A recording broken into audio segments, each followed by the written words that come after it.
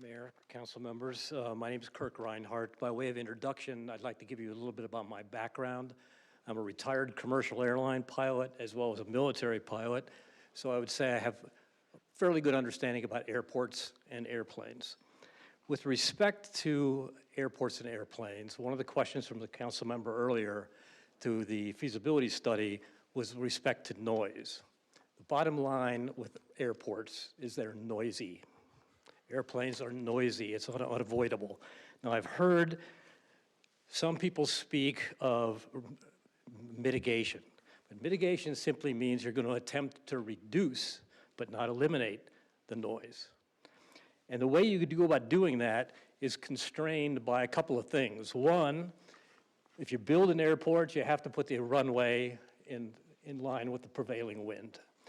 So effectively, at some point in time, all the aircraft have to enter the same arrival and departure corridors.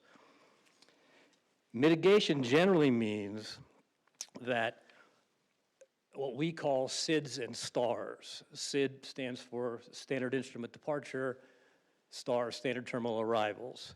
Those are somewhat, can be convoluted routing to try to get airplanes to avoid noise-sensitive areas.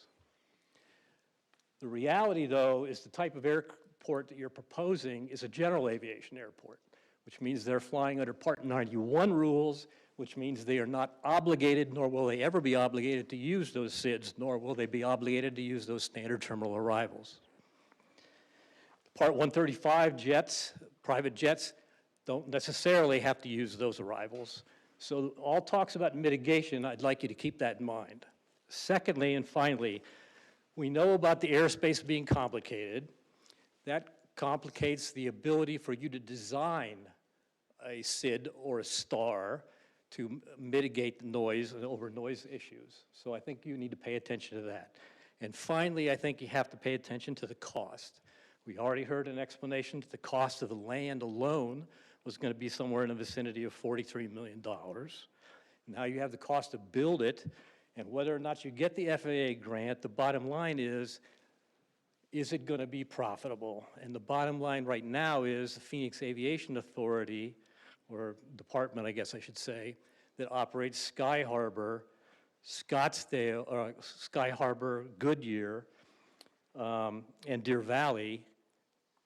Sky Harbor subsidizes the cost of operating Goodyear and Deer Valley, which means they're not profitable. So the question I think for all of us is this a really good idea? And I appreciate your consideration. Thank you for your comments, sir.